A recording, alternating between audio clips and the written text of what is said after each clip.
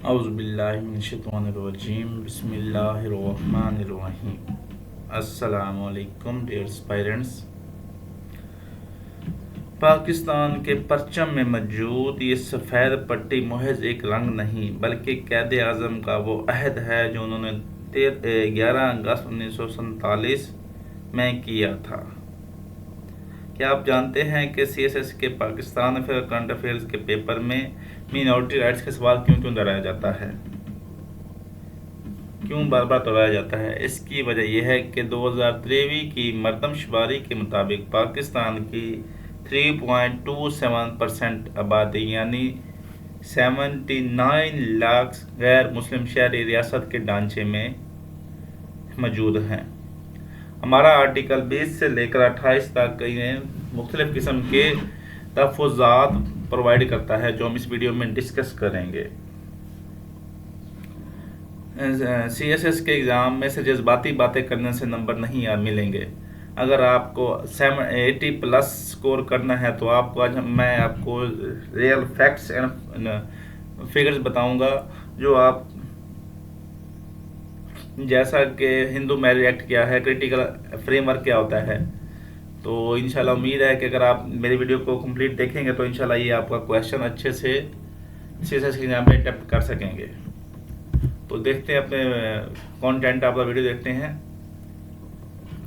सबसे पहला हम देखेंगे हम डेफिनेशन ऑफ मिनॉरिटीज। डेफिनेशन क्या है, पहले जैसे हम बताते हैं कि एक सिंपल डेफिनेशन होगी, एक फॉरेन ऑथर डेफिनेशन होगी। उसके बाद understand constitutional protection for the minorities in Pakistan के कौन कौन से पाकिस्तान कॉन्स्टिट्यूशन में प्रोटेक्शन हैं। उसके बाद एनालाइज चैलेंजेस करेंगे कि मिनॉरिटीज़ को पाकिस्तान में कौन कौन से चैलेंजेस हैं।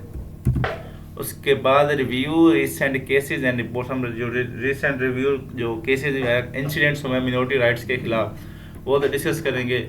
और उसके बाद गवर्नमेंट की पॉलिसीज डिस्कस करेंगे, गवर्नमेंट ऑफ पाकिस्तान ने कौन कौन सी पॉलिसीज पे अभी दी हुई हैं। उसके बाद देखेंगे ग्लोबल केस स्टडीज़, देखेंगे कि ग्लोबल जो ममालिक हैं उन्होंने मिनॉरिटी राइट्स को कैसे प्रोटेक्ट किया है, उनसे हम कुछ सबक सीख कर इंशाल्लाह पाकिस्तान के लिए suggest studies for better protection of minority rights discuss करेंगे। वे फॉरवर्ड भी होगा, सोल्यूशन भी होगा, better protection for the stages बताएंगे इंशाल्लाह, ताकि ये हम कहाँ सीखेंगे, ग्लोबल केस स्टडी से सीखेंगे। तो ये होगा हमारा लेक्चर, इस इन्हीं पॉइंट्स के गिर्द हमारा लेक्चर घूमेगा। तो चलते हैं। अगर आप हमारे चैनल पर न्यू हैं तो हमारे चैनल को सब्सक्राइब कर लें, हमारे वीडियो को लाइक करें अगर आपको पसंद आए, और कमेंट सेक्शन में बताएं कि आपको वीडियो कैसी लगी और इसमें को कैसे मज़ीद बेहतर किया जा सकता है, और आपको कौन से नए टॉपिक ऐसा टॉपिक्स का नाम बताएं जिस पर आपको इस तरह डिटेल वीडियो चाहिए, और शेयर करें दोस्तों के साथ जो CSS या BMS के मिनॉरिटी राइट्स का टॉपिक्स तैयार करने की कोशिश कर रहे हैं, उनसे हो नहीं रहा डिटेल में। तो ये वीडियो देखने के बाद इंशाल्लाह वो कंप्लीट लेक्चर तैयार हो जाएगा। तो सबसे पहले देख लेते हैं अपनी डेफिनेशन। जैसे मैंने बताया है अपनी आउटलाइन के मुताबिक डेफिनेशन ऑफ मिनॉरिटी सिंपल पहले हम बताएंगे ताकि आपको इजीली याद हो जाए, और एक फॉरेन ऑथर बताएंगे ताकि एग्जामिनर पे अच्छा इंप्रेशन पड़े। A numerically smaller group with distinct ethnic, religious या linguistic identity needing special protection within a state। ये होगी आपकी सिंपल डेफिनेशन। अभी हम देखते हैं फ्रांसिस्को कपोतोरी UN एक्सपर्ट उनके मुताबिक क्या है, a non dominant group whose members possess रखते हों, नॉन डोमिनेंट भी हो और रखते हों एथनिक, रिलीजियस और लिंग्विस्टिक कैरेक्टरिस्टिक्स डिफरिंग जो मुख्तलिफ हों from the rest of the population जो आम पॉपुलेशन से अलहदा हों, डिटरमिन टू प्रिजर्व देम और वो डिटरमिन भी होंगे उनको बचाना लाजमी है। डेफिनेशन होगी। अभी हम डिस्कस कर लेते हैं पाकिस्तान मिनॉरिटी डेमोग्राफिक्स। डेमोग्राफिक्स होते हैं कि कहाँ पर कितनी कितनी आबादी है। जो पाकिस्तान में मिनॉरिटी राइट्स की तकसीम का मुताला सिर्फ समाजी ढांचा नहीं बल्कि हमांगी बल्कि मुल्क की सियासी आइनी सियासी ढांचे को भी समझने के लिए बहुत ज़रूरी है। तो सबसे पहले देखते हैं Hindus 1.73% largest religious minority mostly in Sindh. Pakistan में हिंदू सबसे ज़्यादा मजहबी मिनॉरिटीज़ हैं, जिसकी जो अक्सरियत है वो सिंध में मकीम है। उनकी मौजूदगी पाकिस्तान की पॉपुलिस्टिक सोसाइटी की अक्कासी करता है और वो ख़ास तौर पर ज़राअत और तजारत के शोबों में रीढ़ की हड्डी की हैसियत रखते हैं। According to seventh population housing census 2023. Hindu constitute 1.61% of Pakistan total population. 2023 के जो अभी के जो क्या कहते हैं मर्दमशुमारी है उसके मुताबिक जो हिंदू हैं वो 1.61% जो है उसके आबादी रखते हैं। नंबर 2 जो पॉइंट है वो है Christians 1.27% active in education and health sector. जो क्रिश्चियन पाकिस्तान की दूसरी बड़ी अक़लियत है जो क़यामी पाकिस्तान से कबल ही तालीम और सेहत के शोबों में कलीदी खिदमत अंजाम दे रही है। जो मिशनरी स्कूल हैं पाकिस्तान मिशनरी स्कूल और अस्पतालों ने मुल्क की तरक्की और वसाइल की तरक्की में एक अहम किरदार अदा किया है। तो इसके बारे में कोटेशन हम बता देते हैं कि you are free to go to your temples, you are free to go to your mosques और to any other place of worship in the state of Pakistan. ये 11 अगस्त वाली कैरियम की कोटेशन नोट कर देंगे ताकि आपका एक अच्छा इंप्रेशन पड़ जाएगा। You are free and you are free to go to temples, you are free to go to your mosques और any other place of worship in state of Pakistan. ये किसने कहा था? ये क़ायद आज़म ने कहा था। तो अभी देखते हैं 6 समाल mainly in Khyber Pakhtunkhwa and Punjab. Sikh बिरादरी तादाद में कम होने के बावजूद अपनी मजहबी और तारीखी अहमियत की बिना पर डोमिनेंट है। पंजाब और खैबर पख्तूनख्वा में उनकी मौजूदगी पाकिस्तान की रिलीजियस कहते हैं टूरिज़म के लिए इंतहाई अहम है। करतारपुर राहदारी जैसे मनसूबे ने सिख बिरादरी और रियासत के दरमियान ताल्लुकात को ग्लोबल सतह पर एक नई पहचान दी है। करतारपुर कॉरिडोर जो कह रहे वो इमरान खान ने शुरू करवाया था।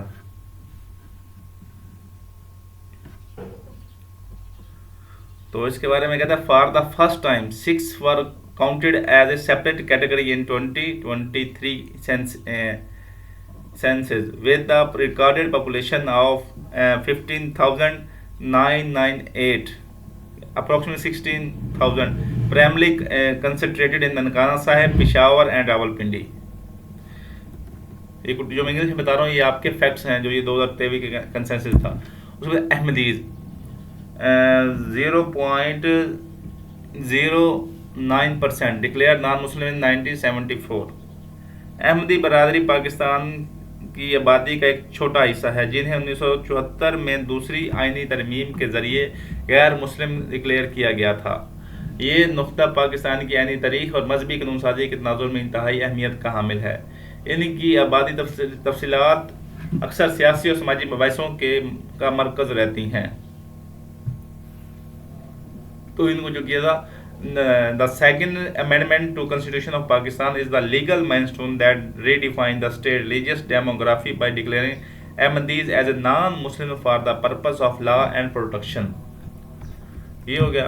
तीसरा है अदर्स। अदर्स कौन कौन से हैं? पारसीज, कलाश, बहद और Buddhist.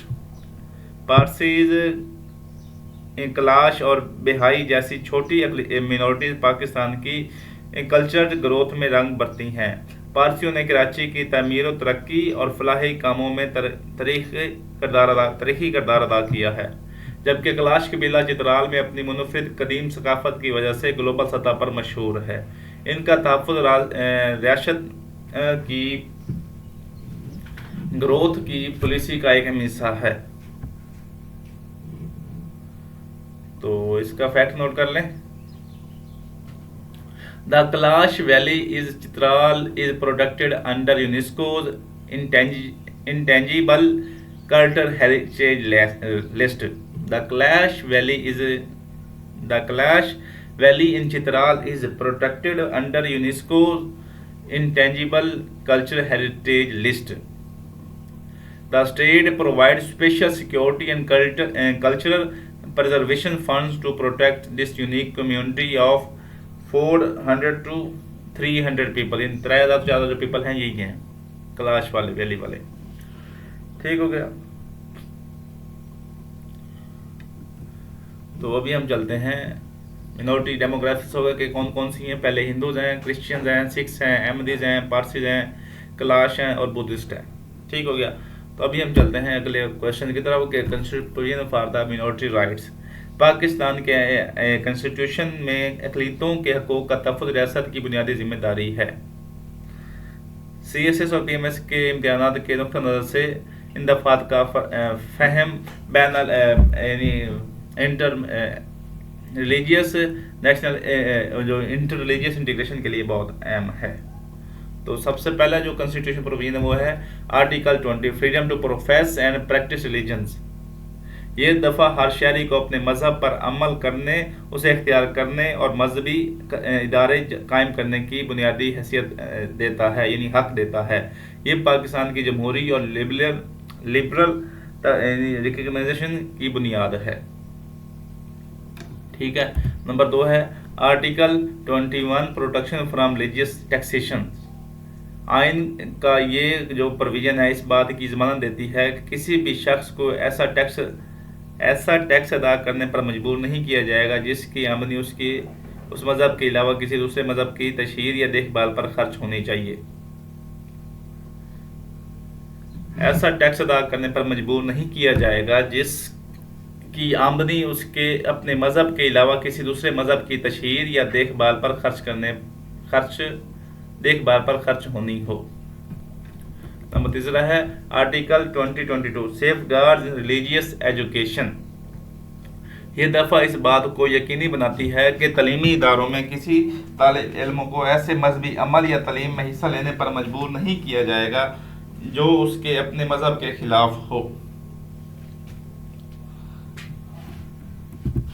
Article 25, equality of all citizens. ये आर्टिकल कानून की नज़र में तमाम शहरियों की बराबरी और इक्वल कानून तहफ़्फ़ुज़ का ऐलान करता है। ये जो उसका है जेंडर है, कलर है, नस्ल है या मज़हब की बुनियाद पर हर किस्म के इम्तियाज़ का ख़त्मा करता है और ये इंक्लूसिव डेमोक्रेसी को ज़ाहिर करता है। उसके बाद है article 26, non discrimination in public places. ये शिक या आर्टिकल अवामी मकामात जैसे पार्क, होटल, सड़कों और तफरीही गाँव तक रसाई में मजहबी तफरीक को ममनून करार देती है। ये आर्टिकल अवामी पब्लिक प्लेसेस जैसे पार्क्स, होटल्स, रोड्स और तफरीह का यानी इंजॉयमेंट्स यानी जॉय लैंड वगैरह तक एक्सेस में मजहबी तफरीक, यानी ये नहीं कहता कि आप हिंदू आप यहाँ नहीं रहते, उनको जो मजहबी तफरीक को ममनून कर देता है। ये सोशल बाइकाट के खतरे को ख़त्म करती है। और लास्ट आर्टिकल है protection of legitimate rights and interest of the minorities. ये आर्टिकल रियासत पर जिम्मेदारी डालता है, रियासत की जिम्मेदारी है, उस पर ये उसका फ़र्ज है कि वो मिनॉरिटीज़ के हकूक़ बाशमूल वफाकी और सूबाई खिदमात में उनकी जायज़ नुमाइंदगी का तहफ़्फ़ुज़ करे। ये एक सिर्फ हक नहीं बल्कि रियासत के लिए एक अहम असूल है जो मिनॉरिटीज़ को पसमानदगी से निकालने के लिए प्रैक्टिकल इक़दाम करता है। ये आर्टिकल्स तो ये हो गए आपके constitution provision for the minority rights and protection of minority rights.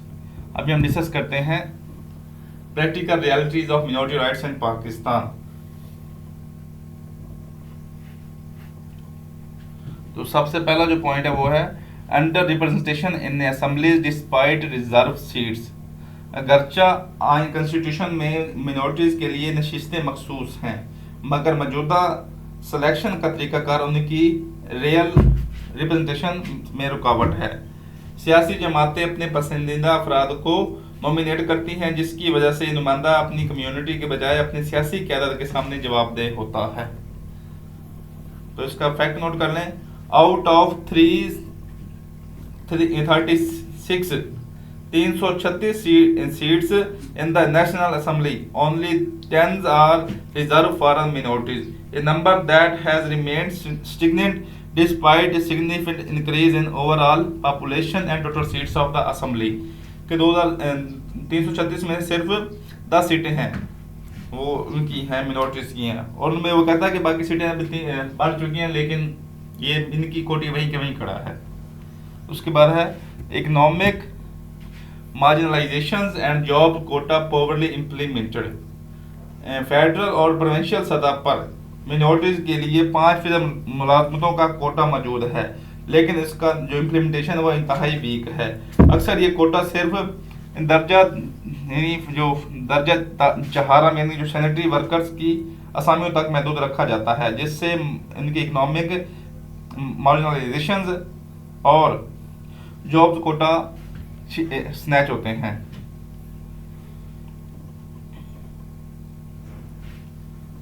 तो इसका फैक्ट नोट कर लें। A report by the centre of the social justice, a report by the centre for social justice in 2022 revealed that over 30,000 section post for minorities remained vacant across various government departments due to administrative negligence or lack of transparency। 30,000 जो approved seat हैं, jobs हैं, वो खाली पड़ी हैं। उसके बाद है threats to places of worship. आइन के आर्टिकल 20 के बरअक्स मिनॉरिटीज की इबादत गाहें अक्सर इंतहा पसंदों के निशाने पर रहती हैं। जड़ावाला 2023 जैसे वाकयात इस बात की निशानदही करते हैं कि जो एक्सट्रीमिस्ट हजूम है या मोब कानून को हाथ में लेकर चर्चों और मंदिरों को नुकसान पहुंचाते हैं। तो इसका fact, Jaranwala accident where over 20 churches and scores of houses were ransacked following blasphemy allegations. Jaranwala 20 चर्चों को जलाया गया और उनके साथ वाले घरों को भी जलाया गया। किस बेस पे? ब्लास्फेमी एलिगेशन के नाम पे। उसके बाद है hate speech and discriminatory curriculum.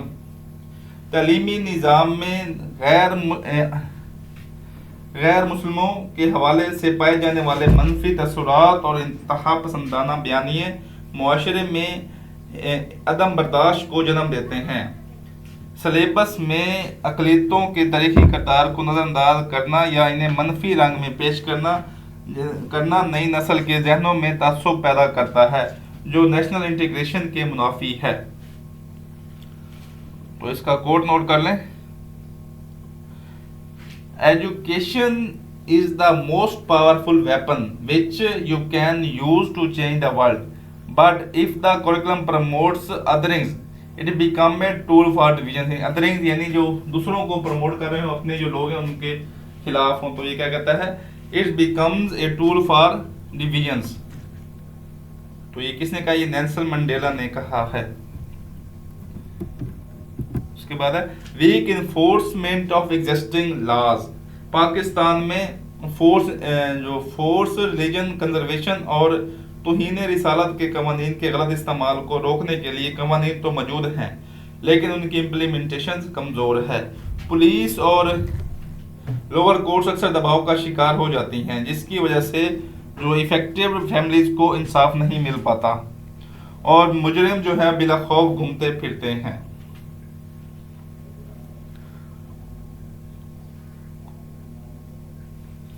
तो इसका फैक्ट नोट कर लें।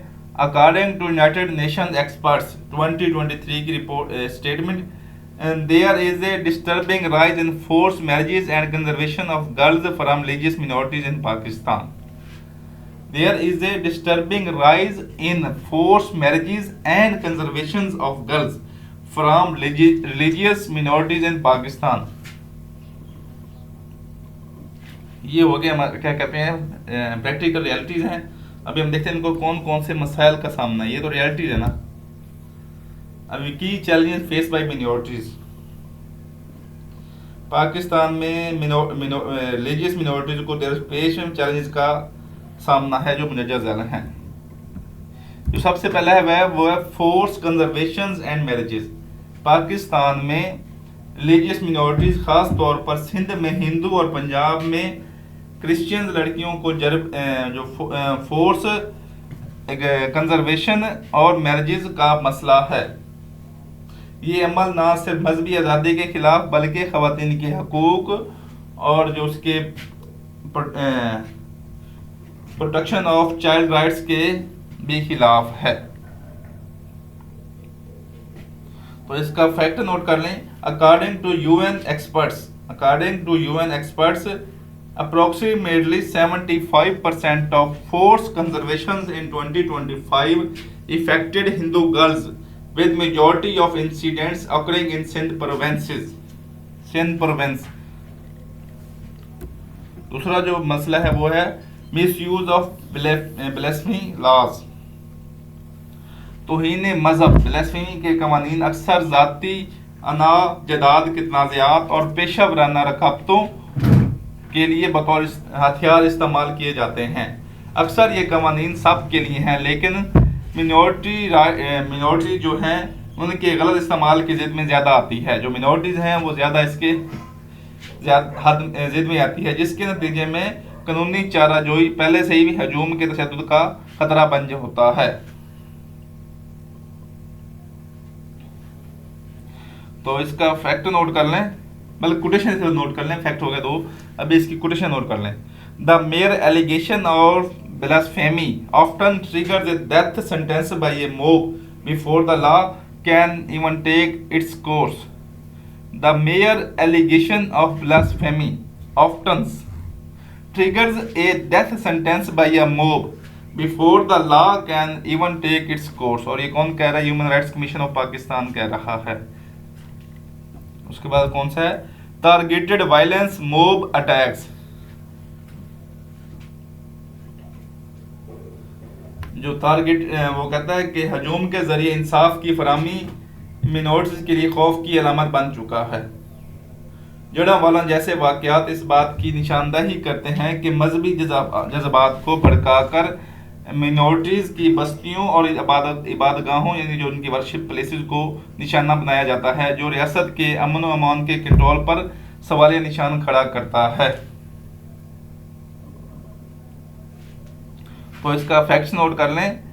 Statistics from 2025 to 24-25 statistics from 2024 to 25 indicate that over 450 individuals were targeted with false accusations by organized group for economic gain, leading to localized riots। यानी जो दंगे फसाद हुए, यानी जो जलसा जुलूस के उसको इस्तेमाल किया गया। 450 बंदों को टारगेटेड किया गया with false accusation by organized group for economic gain and leading to localized riots। उसके बाद है social exclusion and economic marginalisation. अकलियतों जो मिनॉरिटीज को अक्सर नीचे दर्जे की मुलाजमतों तक महदूद कर दिया जाता है। सोशली तौर पर इन्हें एक अलग थलग रखा जाता है।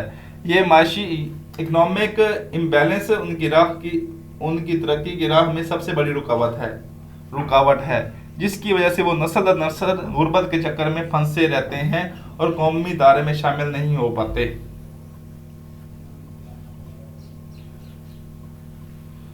तो इसका फैक्ट नोट कर लें। The National Commission for Human Rights के मुताबिक that educational disparity in primary driver of the lower living standard cycles among Christians and Hindu minorities in urban slums. Educational disparity in the is the primary driver of the low living standard cycle among Christians and Hindu communities in urban slums। और ये कौन कह रहा है? जो national commission of human rights of Pakistan कह रहा है। उसके बाद लेक ऑफ पॉलिटिकल वॉइस। घरचा जो असम्बलियों में मिनॉरिटीज के लिए स्पेशल कोटा है या मखसूस नशिस्तें हैं, लेकिन उनका इंतखाब बराह रास्त वोट की बजाय पार्टी फरिश्तों के जरिए होता है। इससे वो हकीकी मायनों में अपनी बरादरी के नुमाइंदे बनने की बजाय अपनी सियासी जमातों के ताबे हो जाते हैं। जो सिलेक्टेड लोग आते हैं, पीएस या एमएलए आते हैं, वो अपनी मिनॉरिटीज के लिए वो क्या कहते हैं, अपनी मिनॉरिटीज को रिप्रेजेंट करने की बजाय वो अपनी सिर्फ हुकूमत को, वो अपनी पार्टीज को रिप्रेजेंट करते हैं। तो इसका एग्जाम्पल है many minority activist advocate for a double vote system to ensure political accountability to their own community. Many minority activist advocate for a double vote system to ensure political accountability and their own community. तो पहले समझ लेते हैं double vote system होता क्या है। One for general candidate and one for minority representative. ये one for general candidate and one for minority representative. और सिक्स बड़ा चैलेंज है वो है वीक जुडिशियल इन्फोर्समेंट। पाकिस्तान के हाई कोर्ट्स ने अगली जो मिनॉरिटी तहफ़्फ़ुज़ के लिए कई तरह के फैसले दिए हैं, जैसे कि जिलानी जजमेंट 2014 में, लेकिन उन पर इम्प्लीमेंटेशन की शरह इंतहाई कम है। लोअर कोर्ट्स में दबाव और पुलिस की जानिब से बरवक्त कार्रवाई ना होना मिनॉरिटीज़ के एतमाद को ठेस पहुंचाती है और मुजरिमों को वो देती है, हलाशरी देती है। ये होगा कि challenges face by the minority in Pakistan. अभी हम देखते हैं कि रिसेंट केसेस कौन कौन से हुए हैं। जो सबसे पहला जो केस है वो हुआ है, अभी रिसेंट हुआ है, जड़ावाला चर्च अटैक जो अगस्त 2023 में हुआ था। अगस्त 2023 में फैसलाबाद इलाके जड़ावाला में ब्लास्फेमी के मुबैना इल्ज़ाम पर मोब ने मसीह बरादरी की बस्तियों और 20 से जायद गिरजाघरों को आग लगा दी। ये वाक़या मोब वायलेंस की एक होलकनाक मिसाल है, जिसने रियासत के रिट और मिनॉरिटी के प्रोटेक्शन के आलमी सतह पर उजागर किया कि अदम यानी उनकी जो है अदम तहफ़्फ़ुज़ को आलमी सतह पर उजागर किया। तो इसके बारे में कोट नोट कर लें। The failure of the state to protect its citizen from organised mob violence and जरा reflect a symbolic breakdown of rule of law. The failure of the state to protect its citizens from the organized mob violence in Jallianwala reflects a systematic breakdown of the rule of law। और ये कौन कह रही है? Amnesty international report कह रही है। Number 2 है सरगोदा मोब वायलेंस, जो मई 2024 में हुआ। मई 2024 में सरगोदा में एक क्रिश्चियन बुजुर्ग पर तौहीन मजहब का इल्ज़ाम लगाकर उनके घर और फैक्ट्री को मोब ने आग लगा दिया। हजूम ने कानून हाथ में लेते हुए वहशियाना तशद्दुद किया, जिससे यह साबित होता है कि अफवाहें किस तरह इंसानी जानों के लिए खतरा बन जाती हैं।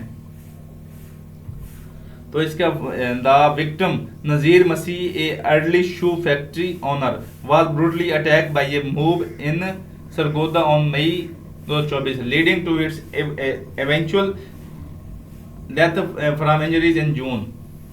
कि मई में उसको वो कहते हैं कि उसका नाम था नज़ीर मसीह और उसको अटैक किया कि वो जो मई 2024 में उस पर अटैक हुआ और जून में वो मर गया। और तीसरा केस है extra judicial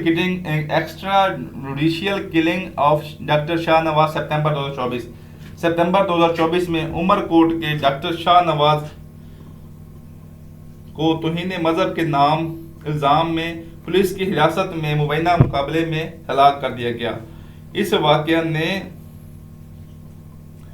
extra judicial killing और पुलिस के इंतहा पसंदों के साथ मुकम्मल गठजोड़ पर संगीन सवाल उठाए।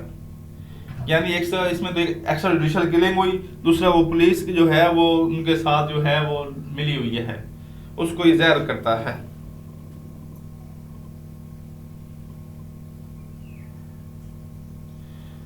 तो इसका फैक्ट नोट कर लें। A high level inquiry committee formed by the Sindh government confirmed that the killing of doctor Shahnawaz in Mirpur Khas was a stage encounter, यानी उसको पहले स्टेज किया था, उसको बनाया गया था by the police following blasphemy allegations. Number 3 वो कहता है सवात मदियान लिंचिंग इंसिडेंट 2024। सवात के इलाके में मदियान में एक मकामी सियाह को तौहीन मजहब के नाम में थाने से निकालकर सरेआम कत्ल कर दिया गया। ये वाक़या रियासत की रेट के मुकम्मल खात्मे की अलामत है, जहां मोब थाने जैसी महफूज जगह पर भी हमलावर होकर इंसानी जान से खेलता है।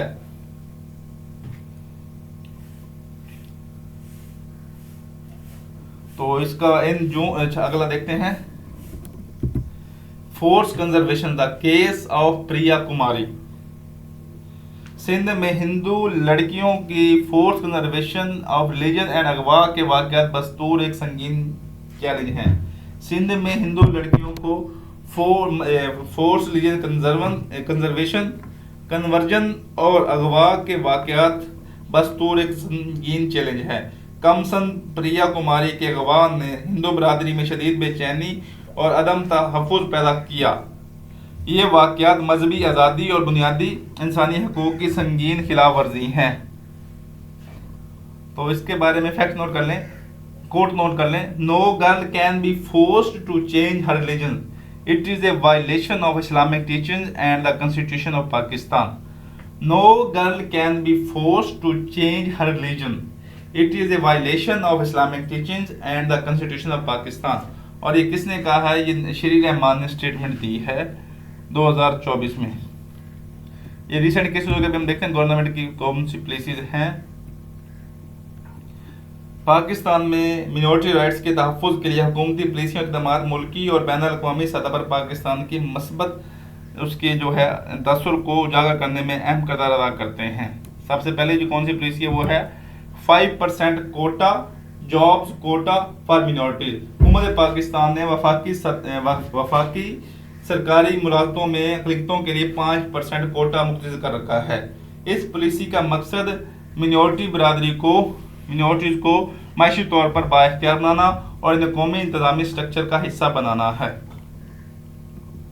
नंबर 2 है reserve seats in national and provincial assemblies. आइन के तहत कौमी और सूबाई असम्बलियों में मिनॉरिटीज़ के लिए मखसूस नशिस्तें की गई हैं। ये नुमाइंदगी इस बात का यकीनी बनाती है कि लेजिस्लेशन के अमल में मिनॉरिटीज़ की आवाज़ सुनी जाए और उनके मखसूस मसाइल पर बहस हो सके, और ये पार्लिमानी जमहूरियत में सियासत के लिए एक पॉलिटिकल एक्सप्लेन का किरदार अदा करती है। उसके बाद है नेशनल कमीशन फॉर मिनॉरिटीज़। हुकूमत पाकिस्तान ने मिनॉरिटीज़ के हकूक़ की निगरानी के लिए नेशनल कमीशन बराए मिनॉरिटीज़ तश्कील दिया। हाल ही में उसे मज़ीद कानूनी तहफ़्फ़ुज़ फराहम करने के लिए नया एक्ट मंजूर किया गया है। ये कमीशन मिनॉरिटीज़ के खिलाफ होने वाले ज़्यादतियों का नोटिस लेने और हुकूमत का पॉलिसी साजी में मशवरा देने के लिए खुद मुख्तियार इदारे के तौर पर काम करता है, यानी इंडिपेंडेंट इदारा काम करता है। उसके बाद है minorities welfare fund eight federal and provincial level. Federal और प्रोविंशियल सतह पर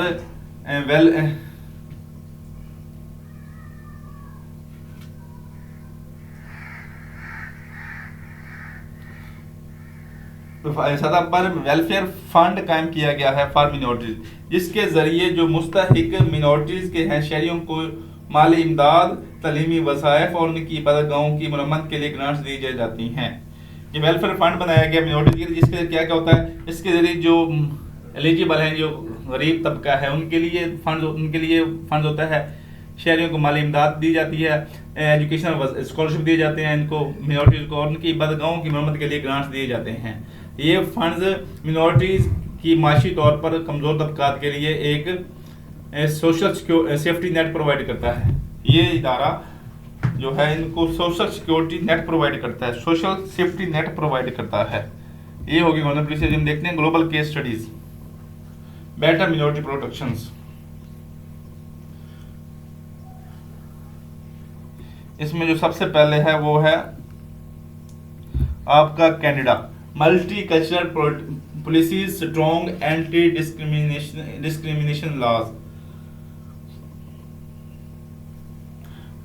कनाडा का मल्टी कल्चरलिज्म मॉडल दुनिया में मिनॉरिटीज के हकूक़ के तहफ़्फ़ुज़ के लिए एक मिसाली नमूना है। उनका जो मल्टी कल्चरल मॉडल, ये क्या है, मिनॉरिटीज के हकूक़ के तहफ़्फ़ुज़ के लिए एक मिसाली एग्जाम्पलरी नमूना है।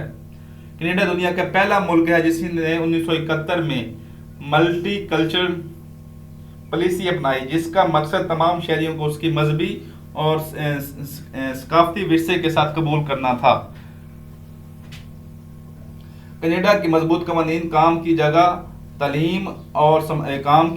तालीम और सोशल लाइफ में किसी भी किस्म के तसब्बुब को गैर कानूनी करार देते हैं।